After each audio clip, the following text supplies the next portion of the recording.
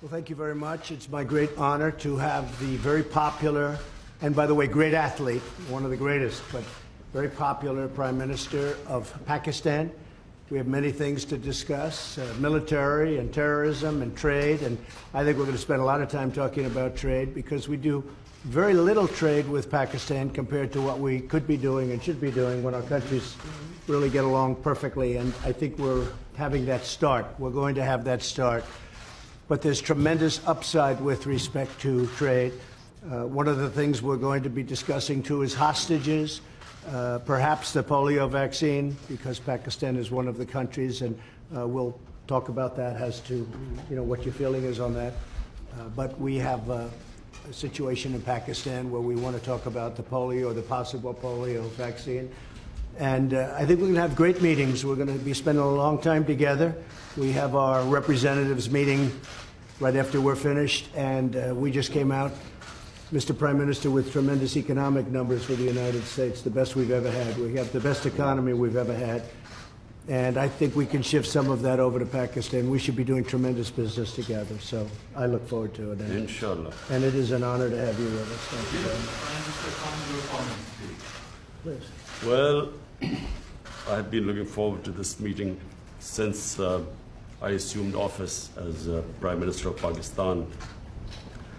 I mean, the United States is vital for Pakistan. We have links which have gone back since Pakistan became independent. We've been fighting wars together. First, Soviet invasion of Afghanistan, Pakistan was a frontline state, allied to the US, and then again the war on terror, which was after 9/11. So I look forward to my conversation with you. Mr. President, Pakistan has been your allies for 14 years in the Afghan war.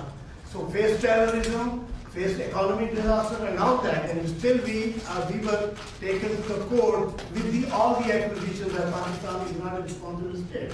Now, when India and US has developed an alliance in the region, how you plan to foresight about the past-US relationship, how they can be strengthened with reference to India, number one, and secondly, after your campaign, what kind of promises, if you are elected again, what kind of promises you are going to make? Okay, that's a big question. That could go on for hours, that answer. I will say that we have a very good relationship with India. I know that your relationship is strained a little bit, maybe a lot, but we will be talking about India as a very big part of our conversation today, and I think maybe if we can help intercede, do whatever we have to do, but I think it's something that can be brought back together. And we'll also be talking about Afghanistan. We've reduced our number of troops there by quite a bit.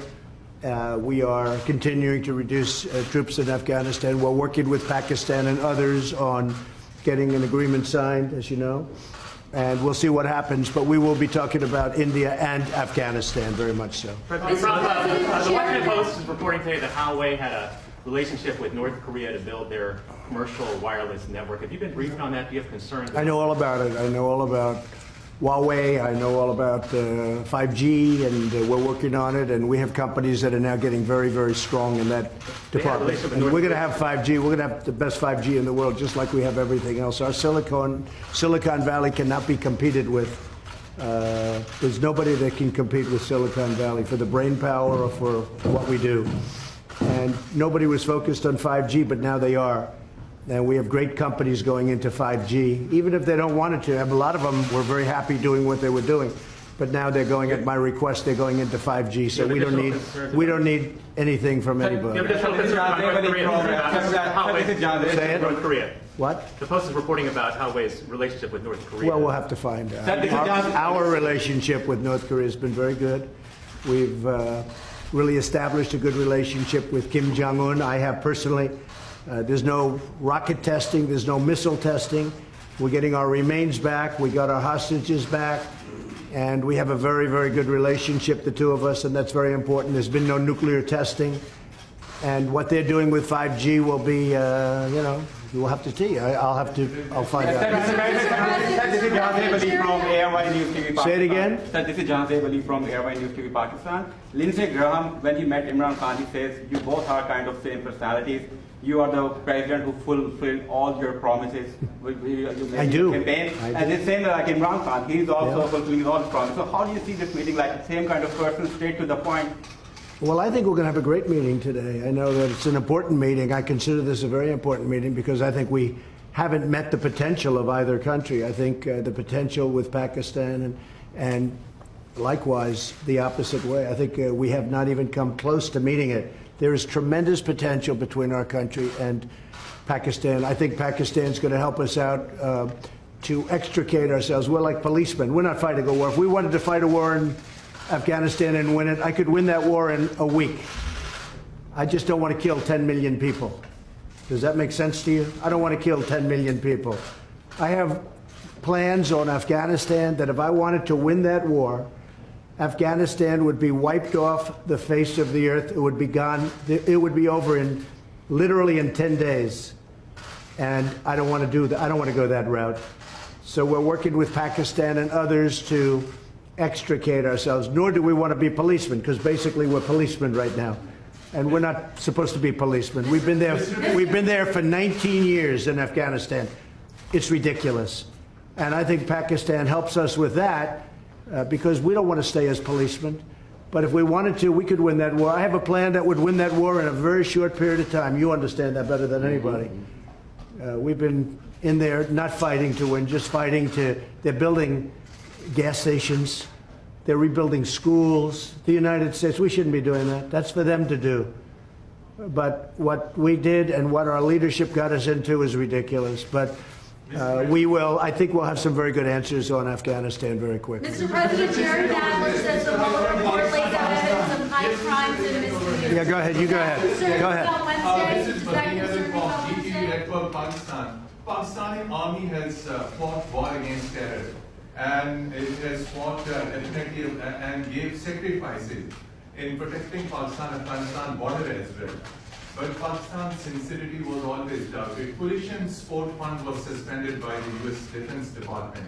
So at this time when Pakistani economy is facing great trouble, are you going to restore any package for Pakistan? So we are going to, that's right, we were paying $1.3 billion to Pakistan as aid, working out for many years. The problem was Pakistan, this is before you, Pakistan was not doing anything for us. They were really, I think, subversive. They were going against us. And this is something we'll be I ended that about a year and a half ago, the $1.3 billion. And I'll tell you what, to be honest, I think we have a better relationship with Pakistan right now than we did when we were paying that money. But all of that can come back depending on what we work out. We're working out things that are very important. We have I consider this very important. We're working out things that are very, very important. And I think at the end of this, at the end of a very short time, we're going to have a very great relationship with Pakistan. And we should. It's a great country. They're great people. I have many friends from Pakistan. Living in New York, I have a lot of Pakistani friends, I will tell you that. And they're great people. Smart, tough. They are tough. There's no question about that. They're like him. They're tough. Mr. President, you voted on Wednesday. No, I'm not going to be watching, probably, maybe I'll see a little bit of it. I'm not going to be watching Mueller because you can't take all those bites out of the apple. We had no collusion, no obstruction. We had no nothing. We had a total no collusion finding. The Democrats were devastated by it. They went crazy. They've gone off the deep end. They're not doing anything. They're not doing health care. They're not doing infrastructure. They're not lowering drug prices. I'm lowering drug prices. First time in 53 years that drug prices went down last year. 53 years. And I'm doing that without the help of Congress, which makes it much tougher to do. Because if they worked with us, I could get drug prices down in half. But the Democrats don't seem to care about drug prices. All they care about is a phony investigation where the report was written. It said no collusion. The report was written, and the Attorney General, based on the report, was easily able to find there was no obstruction. There's no nothing. They're wasting their time. And Robert Mueller, I know he's conflicted. There's a lot of conflicts that he's got, including the fact that his best friend is Comey. But he's got conflicts with me, too. He's got big conflicts with me. As you know, he wanted the job of the FBI director. He didn't get it. And we had a business relationship where I said no. And I would say that he wasn't happy. Then all of a sudden he gets this position. But you know what? He still ruled, and I respect him for it.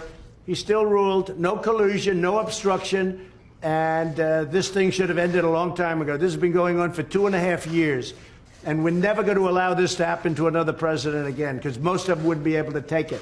On top of everything else, we have the strongest economy. We were just discussing this with the Prime Minister. We have the strongest economy that the United States has ever had.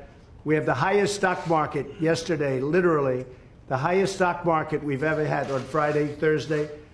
We've broken the record, I think, 109 times for highest stock market. But on, I believe, Thursday of last week, we hit the all-time highest in the history of our country. Our country is doing phenomenally well. Unemployment is the lowest in 51 years, soon to be the lowest in history, if it keeps going this way in a short period of time. Black, Hispanic, Asian unemployment, the lowest in history. Women, the lowest in 72 years. Nobody has ever done what we've done. Nobody's done in 2.5 years what we've done. The biggest tax cuts in history, the biggest regulation cuts in history, so many things for health care. We got rid of the individual mandate, which was the worst part of Obamacare. And what it's going to end up, if we end up winning the House back, we keep the presidency, we should keep the Senate, we should keep the presidency, I would think easy, when you have the strongest economy in the history of our country and somebody's going to run against that particular president, even though in this case it's me. In theory, I have a big advantage. I don't know. I'm going to have to ask you.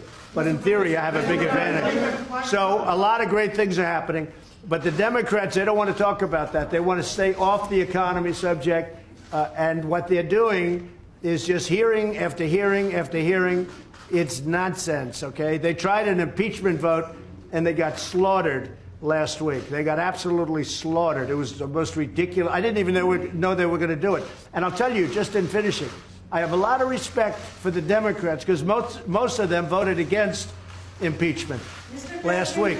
And I have a lot of respect for those Democrats that did that, because they're doing the right thing for the country. No collusion, no obstruction. Okay. Can you say that there's a deal soon? Yeah, we're talking about it.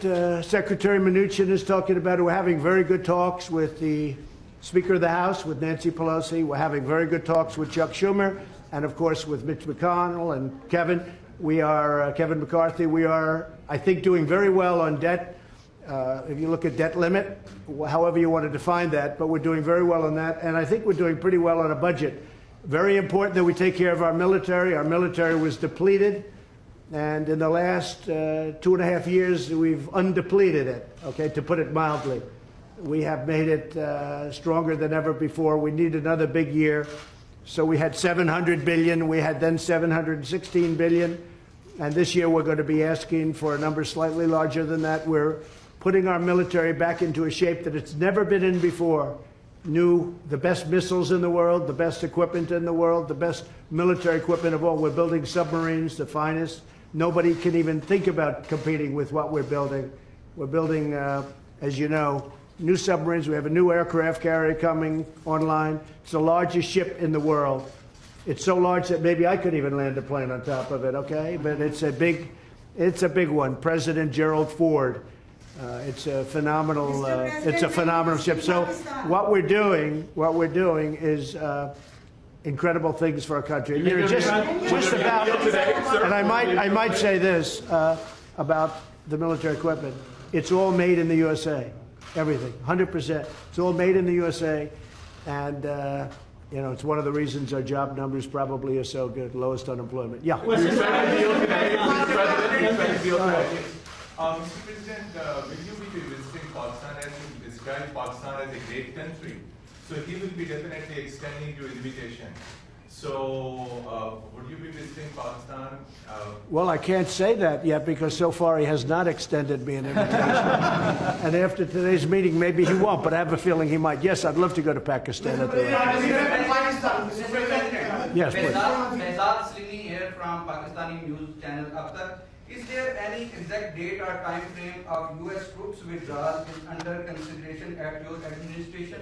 Are you talking about from Afghanistan? Yes. Yeah, we have already withdrawn quite a few, and we're doing it very slowly, very safely. and we're working with Pakistan and with, as you know, we're negotiating with the Taliban.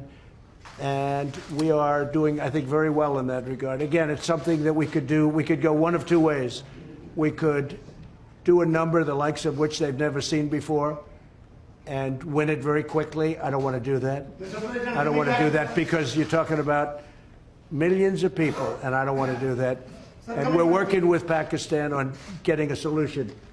And I think it's being worked very well. Would you say Will so, there still be Mr. troops there? Will there still be troops there on election day in Afghanistan? Well, I don't know. We're moving a lot of them out, and Do you want them to be gone? we've done what we were supposed to do. We've been there for 19 years, and we've acted as policemen, not soldiers. And again, if we wanted to be soldiers, it would be over in 10 days, 1 week to 10 days, if we wanted to. But I have not chosen that. Why would we kill millions of people? It wouldn't be fair. In terms of humanity, it wouldn't be fair. So we're doing very well, and I think that Pakistan is going to be a big help. What role do you see for India in Say it. What role do you see for India in Afghanistan? And Mr. Prime Minister, same question to you. What does India have a role to bring peace in Afghanistan? You see, this is the closest we've been to a peace deal in Afghanistan. Yeah. And there is no military solution in Afghanistan. There is no military solution because, as Mr. President says, if you go all out military, there will be millions and millions of people who would die. So there is only one solution. And I feel, and I think we will discuss this, it's the closest we have been to a peace deal. And we hope that in the coming days, we will be able to urge the Taliban to speak to the Afghan government and come to a settlement, a political solution. And what the Prime Minister, what the Prime Minister just said is a very big story, and that's 100% true.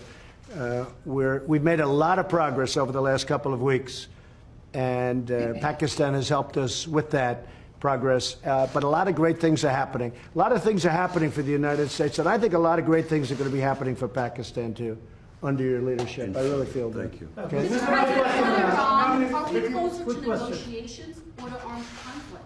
I think Iran doesn't know where they are. I've been watching and reading a lot of reports, and right now they're a very mixed up country. They don't know whether they're coming or going. They have tremendous problems economically. Their country's in turmoil. They're having demonstrations all over Iran. Their inflation rate's at 75%. They have a lot of problems. So whatever it is, it is. I'm just going to sit back and wait. Let's see what happens. But I will say they are doing very poorly as a country, and we'll see what happens. We did actually, because they said no, and it's a religious country or religious leaders, but they lie a lot. We did shoot down. Unfortunately, we had to shoot down a drone. The drone came down. You know how it came down, with a new technology that's actually quite amazing. But we took down one of their drones. Instead of saying, yeah, that happened, they lie. They say it didn't happen. So we have, there's a lot of proof. It's called, take a look at it on the ocean floor. Just go down there, take your scuba gear and go down there in the ocean. One of you would do that, I know. But we took down a drone. I think very importantly, I read a report today about CIA. That's totally a false story. That's another lie. They put out propaganda. They put out lies. I don't think Pakistan would ever do a thing like that, right?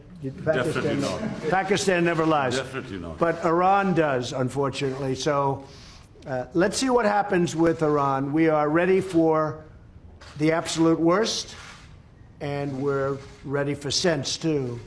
But we are very geared up, and if they are really the #1 state of terror in the world. Now, I have to say they've pulled back because their money is running very low. The deal that President Obama made was a disaster because it was such a short term. It didn't cover ballistic missiles, and they couldn't see the important sites. Under this, you couldn't inspect the important sites. There were many things wrong. And, of course, they gave $150 billion plus $1.8 billion in green, beautiful cash.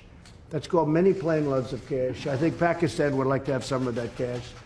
But they gave $1.8 billion in cash, which is unthinkable. And instead of being respectful and thankful which frankly they should have been to the United States and to President Obama for making that ridiculous deal. Instead of being respectful, they put their finger up in the air, and this finger, the thumb, they put their finger up in the air and they disrespected the United States. They shouldn't have done that. That was a big mistake. One of the best things I've done is terminate that ridiculous deal. If they want to make a deal, frankly, it's getting harder for me to want to make a deal with Iran because they behave very badly. They're saying bad things, and I'll tell you, it could go either way, very easily, very easily. And I'm okay either way it goes. Mr. Yeah, go ahead. Are you from Pakistan? Yeah, I'm from Pakistan. Good. I want a couple of Pakistani reporters. Yeah. I like them much better than our reporters. Question, 92 News, Khurram Shahzad. Question is, what do you think Pakistan could not deliver in 18 years, and you have so much hope now that it could deliver? What are those things that Pakistan? You mean what they didn't do to end the war? 18 years. Well, I don't think Pakistan. Look, I don't think Pakistan respected the United States. I don't think Pakistan respected its presidents. And I think Pakistan could have done a lot. I think Pakistan can do a tremendous amount with respect to Afghanistan. They didn't do it, and I don't blame them because they were dealing with the wrong president. Who knows? But I think Pakistan could have done. They're helping us a lot now. I think they could have helped us a lot in the past, but it doesn't matter. We have a new leader. He's going to be a great leader of Pakistan. And we have a new leader here, sort of new. I'm 2.5 years now, getting to be 3 years. Can you believe it? You're going to find time flies. But no, I think Pakistan could have done a lot, but they chose not to. And that's because they did not respect U.S. leadership. That's all. Pakistan doing enough now? Pakistan doing Well, I'll let you know that very quickly. I'll let you know. I mean, I'm going to know soon. It's not going to be like a long-term thing. I figure things out very quickly. So the question was, that's probably the best question you've asked in a long time. First time, she's always asking Mueller. She's been asking this Mueller thing for 3 years. It's your best question.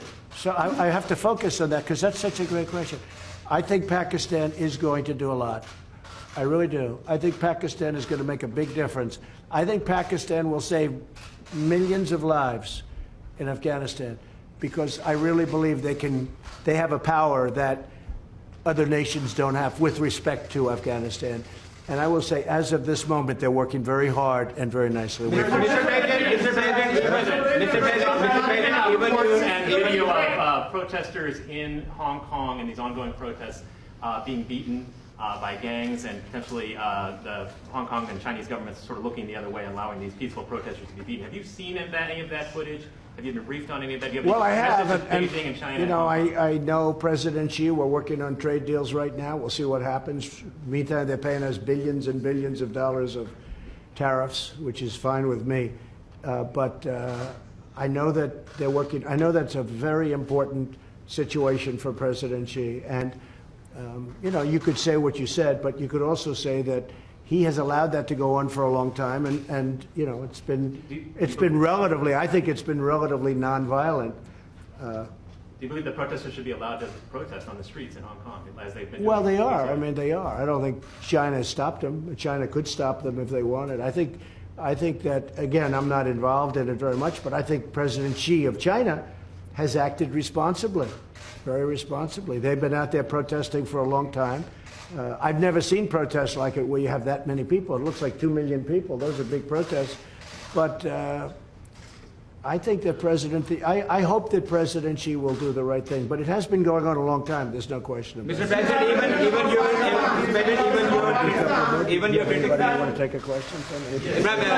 Prime Minister can from Hawaii News.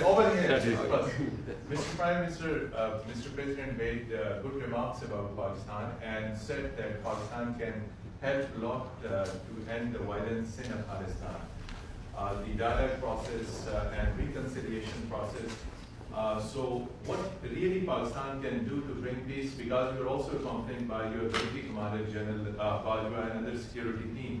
So what solution Pakistan, what strategy paper you have to push forward the peace and reconciliation process in Afghanistan and assurances to the U.S.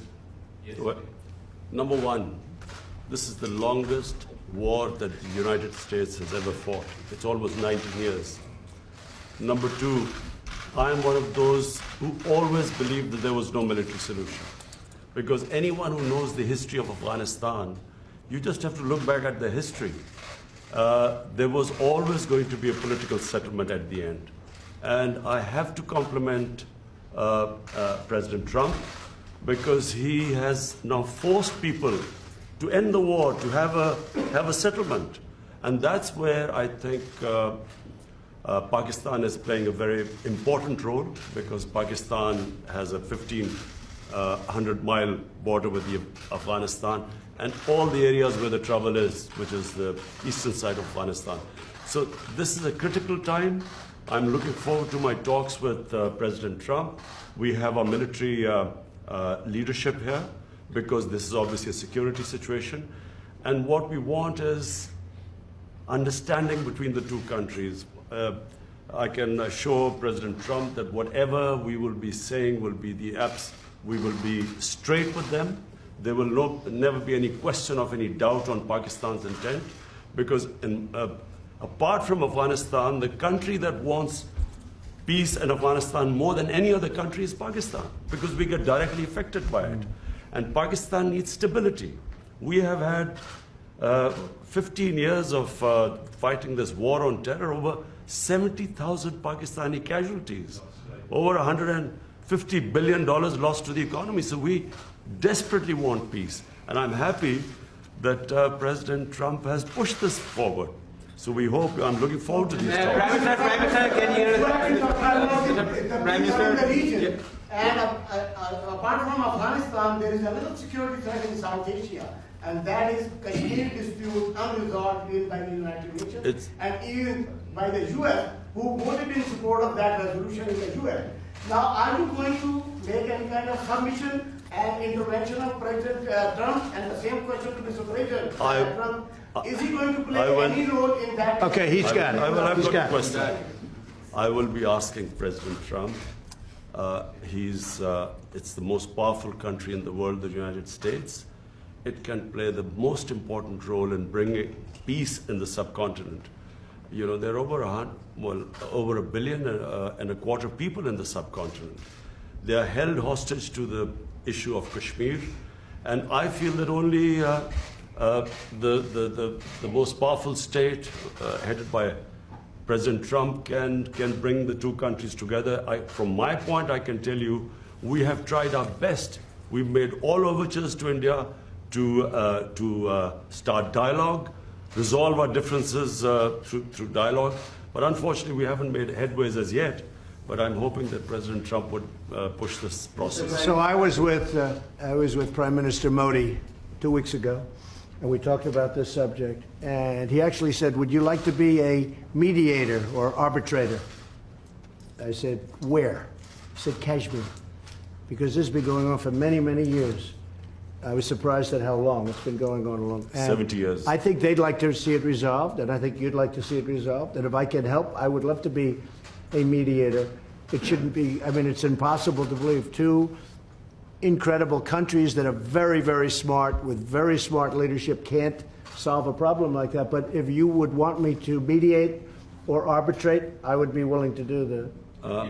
President, I can tell you that right now, you will have the prayers of over 1 billion people if you can mediate and resolve this issue. It should be resolved. So, but he asked me the same thing, so I think there's something. So maybe we'll speak to him, or I'll speak to him, and we'll see if we can do something. Mr. President, even your... Because I've heard so much about Kashmir. Such a beautiful name. It's supposed to be such a beautiful part of the world, but right now there's just bombs all over the place. They say everywhere you go you have bombs, and it's a terrible situation. Been going on for many years. If I can do anything to help that, let me know. Let me give you one thing on Afghanistan as an example. So a lot of you don't know this, but we dropped the largest non-nuclear bomb ever built in history. We dropped it in Afghanistan. We were getting ready to make many of those bombs. This left a hole that was, it took out a lot of the tunnels and everything else, but it left a hole in the earth that looked like the moon. It looked like a crater from the moon, still there. Nobody's ever seen anything like it. People heard it 15 miles away. They said, "What was that?" It shook the earth. Non-nuclear, the largest ever made by far. and they were going to make many of them. And I said, no, we don't have to. I don't want to drop that. I don't want to do that. So many easy solutions. That's actually the easy solution. And they'd come in and they'd say, let's have peace, but you don't have to do that. I think we're going to be very successful without having to go that route. And I have tremendous confidence in the Prime Minister. All right, one or two more. Go ahead. Go ahead, please. This is the name are you going to raise the issue of Turkish treaty with Ian Khan? And Ian, question to you regarding the freedom of the press in Pakistan. There are a lot of curbs on the freedom of press, on the media, on the journalists. Can you comment on that? Go ahead. Pakistan press, to call Pakistan press as if there are curbs on it. Pakistan has one of the freest presses in the world. All you have to do is, since I've been the Prime Minister in the last 10 months, I mean, the criticism I have received from my own press, unprecedented. So to say that there are curbs on Pakistan press is a joke. When you say unprecedented, it can't, wait a minute, wait. There's no way you're treated worse than I am. Mr. Prime Minister, you are fighting, Mr. Prime Minister. You're going to have to speak because I didn't hear your words. Yes, the question was, are you going to raise the issue of freedom or release of Dr. Freedom of the press? Dr. Oh, yes. The doctor who helped. We will do that. We will. We're talking about hostages. We're talking about hostages being held in various places. I've had very good luck with hostages, with North Korea, with many places. They've treated us with respect, and I appreciate it. Made a big difference. We have 2 or 3 hostages that we're talking about. That's one of the gentlemen that we have heard about. And we will be discussing that with many other subjects. Yes, we will. And President Trump, just a minute, President Trump, we will be giving you good news about the 2 hostages in a month. Thank you. Mr. Prime Minister, you are fighting. North Korea, sir. North Korea, sir.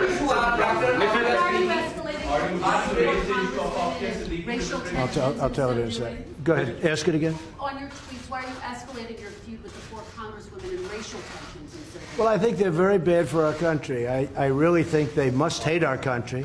I think the 4 congressmen we're talking about, the congresswomen, what they've said about Israel, what they've said about our country, when they talk about disgusting people, when they talk the way they talk, when the one mentioned that brown people should speak for brown people and Muslim people should speak for Muslim people, and you hear all this, it's not what our country is all about. No, I think they're very bad for our country.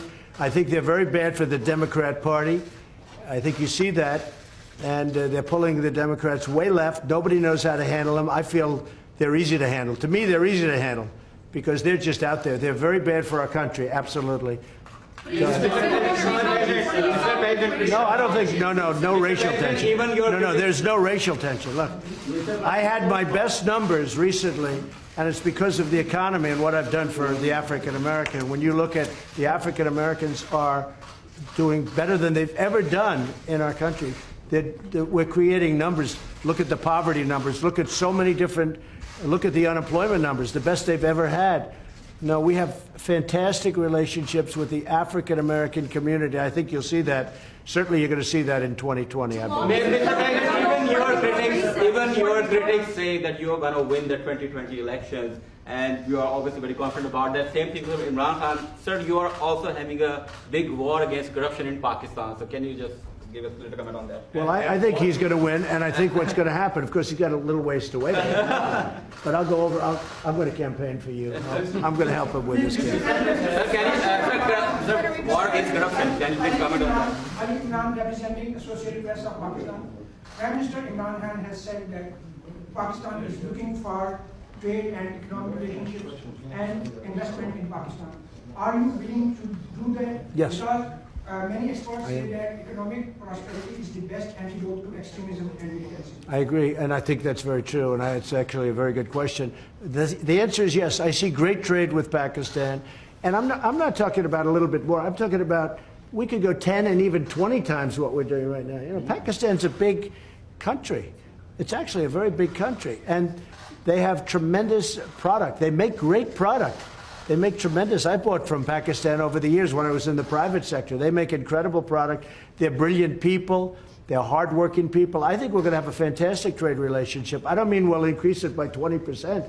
I mean, I think we can quadruple it. I think you could go, I mean, literally, it sounds great. You could go 10 times more. You could go 20 times more. Because what we do right now is not much, and we should do a lot. So I think that's going to be, and I also do agree that that has so much to do with great peace. Having a great trading relationship has so much to do with peace and extremism in this case.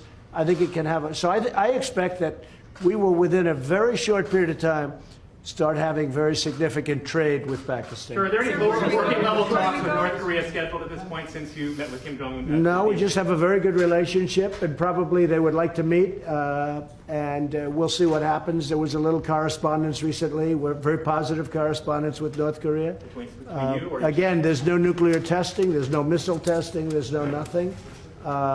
I think we will, yeah, at a certain point, when they're ready, we'll be ready. Good question, Mr. President. Good question on India. One question, please. Go ahead. One question, please. Tengaz Zia from Naivas, Pakistan. Will you raise the voice for Dr. Afia Siddiqui?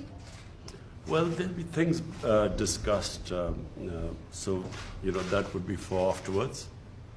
We'll discuss things.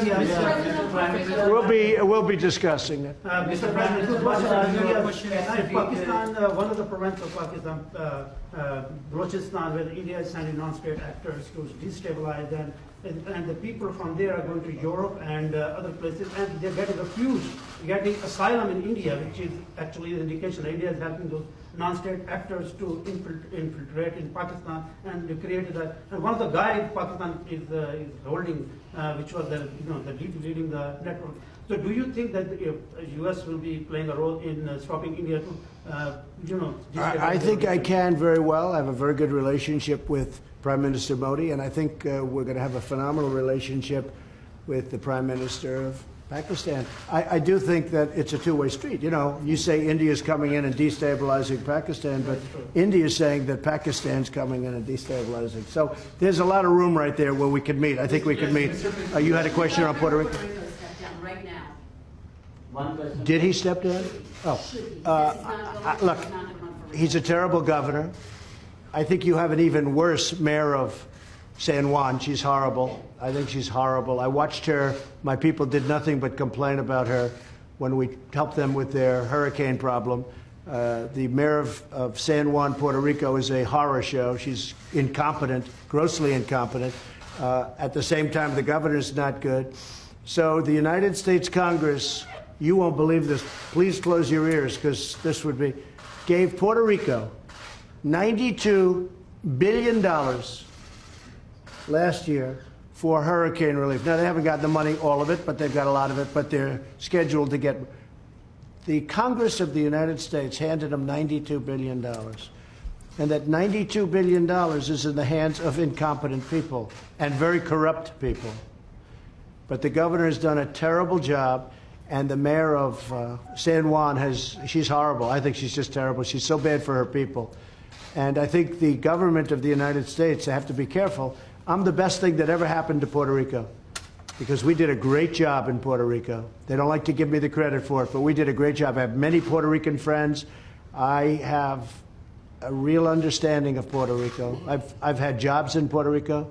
I think the most successful, I owned the Miss Universe contest, the pageants, and we had them in Puerto Rico twice, and I'll tell you, we had tremendous successes. In fact, they said literally 100%, this never happens, almost, I think it was close to 100, but 100% of the island itself was watching. They liked those pageants. Now, I've had a great relationship with Puerto Rico. I'm the best thing that ever happened to Puerto Rico. But Congress has given them $92 billion. Pakistan would like some of that, right? 92, not 1.3, because Pakistan was getting 1.3. $92 billion, and the money is squandered and wasted and stolen. And I'll tell you what, the senators are not happy about it, and Congress is not happy about it, because you really do. You have incompetent, totally, grossly incompetent leadership at the top of Puerto Rico. The people of Puerto Rico are great. And the people of Puerto Rico like me, and they should, because nobody's given them what I give them. But the leadership is corrupt and incompetent. Thank you very much, everybody. Thanks.